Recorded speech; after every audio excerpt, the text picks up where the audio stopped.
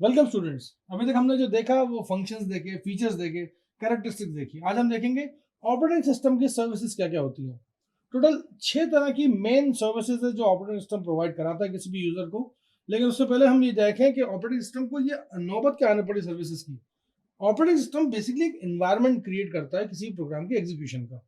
अब प्रोग्राम जो है वो किस तरह से होता है कि उसको रिसोर्सेज चाहिए होती हैं, यूजर जो होते हैं उसके पास ढेर सारे प्रोग्राम्स होते हैं। और कई बार ऐसा होता है कि आप एक प्रोग्राम अगर एक सिस्टम में चला रहे हो तो मतलब वही सेम प्रोग्राम दूसरे सिस्टम पे भी चलाना पड़ सकता है। लेकिन सर्विसेज का मामला जहां पे आता है वहां पे ऑपरेटिंग सिस्टम किस तरह का है वो देखा जाता है। मान लीजिए अगर मैं विंडोज पीसी पे काम कर रहा हूँ तो मैं विंडोज पीसी से ही दूसरी सर्विसेज ले सकता हूँ। ये नहीं कि मैं यहाँ पे विंडोज रखा हूँ, उधर लिनक्स रखा हूँ, उधर मैकिंटॉश रखा हूँ और मैं चाहूँ कि मैं सर्विस, हो सकता है प्रॉब्लम आए, हो सकता है नहीं आए। लेकिन आपको वो डिपेंडेंसी चेक करनी पड़ेगी कि जो भी ऐप पे आप काम कर रहे हो, जो भी प्रोग्राम पे या जो भी प्रोसेस पे आप काम कर रहे हो वो सेम टाइप की है कि नहीं। अगर नहीं है तो वो सर्विसेज नहीं दे पाएगा। अब होता क्या है कि ये सर्विसेज एक्चुअली करती क्या है कि किसी एक प्रोग्रामर को कन्वीनियंस प्रोवाइड कराती है कि अपने प्रोग्रामिंग टास्क को आसानी से कर ले। अब इसमें आती है कुल मिलाकर 6 चीजें। मैं एक करके इसको समझाऊंगा। सबसे पहला आएगा इसमें आईओ ऑपरेशन। आईओ ऑपरेशन जो है, आईओ ऑपरेशन बेसिकली क्या करता है कि आपके जो रनिंग स्टेटस में जो प्रोग्राम्स होते हैं ना, उनको इनपुट आउटपुट की जरूरत होती है। अब इनपुट आउटपुट के अंदर आईओ डिवाइस भी हो सकती है और कोई फाइल भी हो सकती है। अब इसकी एफिशिएंसी और प्रोटेक्शन के लिए यूजर यूजर क्या करता है, यूजर इसको कंट्रोल नहीं कर पाता आईओ डिवाइस को डायरेक्टली। तो क्या होता है, जनरली प्रोग्राम जो होता है उसको आईओ की जरूरत होती है और वो सिर्फ एक फंक्शन स्पेसिफाई करता है, बाकी पूरा काम उसकी हैंडलिंग जो है वो ऑपरेटिंग सिस्टम करता है। मतलब आईओ को सही मायनों में आप हैंडल करते ही नहीं हो, वो सिर्फ ऑपरेटिंग सिस्टम ही हैंडल करता है। दूसरा एक ऑपरेटिंग सिस्टम का बहुत बड़ी सर्विस है वो है रिसोर्स एलोकेटर। वो अन्नदाता है हमारा। हमारे जो जितने भी सिस्टम के अंदर जितने भी मल्टीपल यूजर्स लॉग इन करते हैं, multiple users multiple jobs perform कर रहे हैं एट द सेम टाइम, तो रिसोर्सेज की जरूरत पड़ेगी। और हर एक प्रोसेस को क्या क्या रिसोर्स की जरूरत पड़ेगी, ये बिल्कुल जैसे वो एक घर में जो से पेरेंट्स आपको रिसोर्सेज देते हैं हर तरह की, कोई मोबाइल फोन ले लो या गाड़ी ले लो या जो भी चीज़ आपको चाहिए होती है, स्टेशनरी का कोई सामान ले लो, पॉकेट मनी ले लो, बिल्कुल ऐसा कैसे ही काम करता है ऑपरेटिंग सिस्टम। वो हर एक प्रोसेस को रिसोर्स एलोकेट करता है। इस तरह से इसका रिसोर्स मैनेजर या रिसोर्स एलोकेटर भी कहा जाता है। और कई सारी रिसोर्सेज जो होती है वो ऑपरेटिंग सिस्टम खुद ही मैनेज करता है। और कुछ स्पेशल एलोकेशन कोड्स होते हैं, लेकिन वो एक जनरल रिक्वेस्ट और रिलीज कोड की तरह ऐड किए जाते हैं, वो कभी कभार ही होते हैं। खैर, उसके बाद आता है फाइल मैनिपुलेटर। फाइल मैनिपुलेटर आपको कोई भी फाइल होगी आपके सिस्टम में, उसको डिलीट करना हो या क्रिएट करना हो या रीड करना हो या राइट करना हो, आपको ऑपरेटिंग सिस्टम की जरूरत पड़ेगी। आपके सिस्टम से मैं ओएस निकाल देता हूँ, आप देखिएगा आपके हार्ड डिस्क में जो भी डेटा आप उसको हैंडल कर ही नहीं पाओगे। एरर डिटेक्शन की तरह ये काम करती है। एरर को डिटेक्ट करती है और सही समय पे सही टाइम पे यूजर को बताती है कि आपके सिस्टम में क्या एरर आ रही है।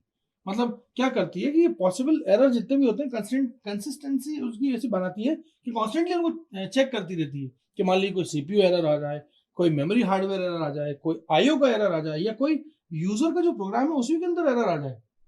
इस टाइप के एरर को देखना और देखने के बाद उसकी प्रॉपर रिपोर्टिंग करना, और अगर सही कर सकते हैं तो सही भी करना, ये काम एक अच्छे ऑपरेटिंग सिस्टम का होता है। ये सर्विस जो है ऑपरेटिंग सिस्टम, कई सारे अच्छे अच्छे ऑपरेटिंग सिस्टम इसको प्रोवाइड भी करते हैं डिस्क चेकिंग के नाम पे, डिस्क चेकिंग। अगला आता है कम्युनिकेशन। जो 5वें नंबर की आपकी सर्विस है कम्युनिकेशन। अब कम्युनिकेशन का मतलब होता है वार्तालाप, दो लोगों के बीच में कम्युनिकेशन होना, जो कि सेम लैंग्वेज जानते हो, बोलना बात करना।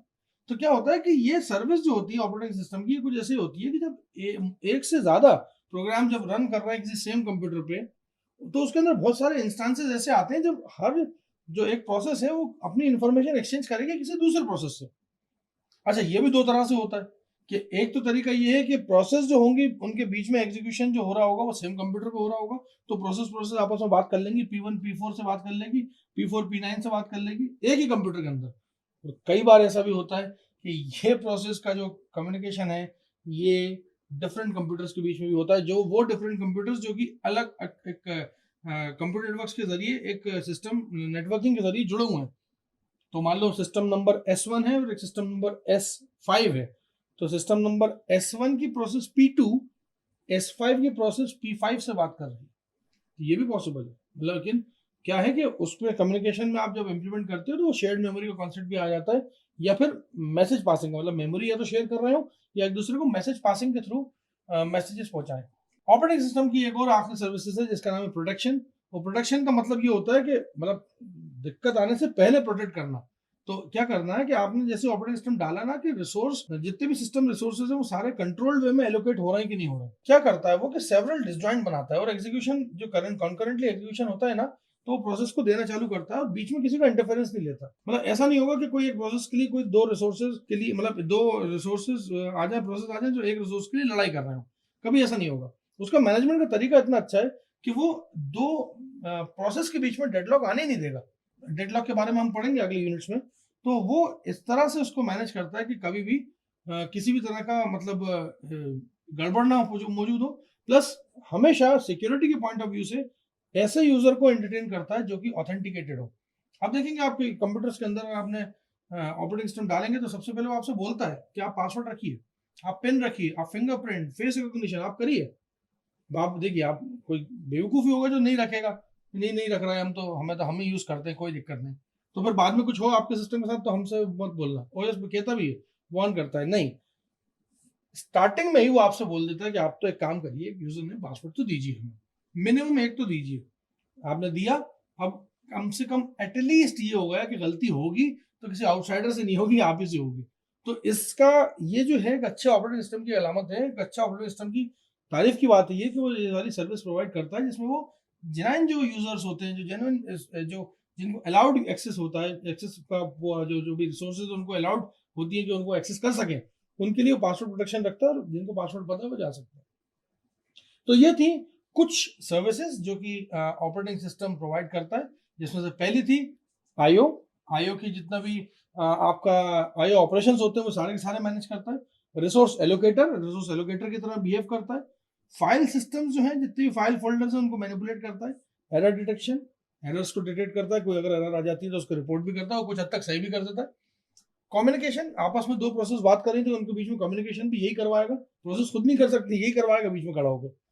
प्रोटेक्शन आपके सिस्टम को प्रोटेक्ट करके रखता है, किसी भी अनएथिकल, इलीगल या ऐसे बिना कोई नॉट लेजिटिमेट यूजर होंगे तो उनसे आपको जो प्रोटेक्शन है प्रोवाइड कराएगा। ये ऑपरेटिंग सिस्टम की कुछ अच्छी बातें हैं, कुछ अच्छी सर्विसेज हैं जो कि एक बहुत बेहतर ऑपरेटिंग सिस्टम बनाता है। Thank you so much.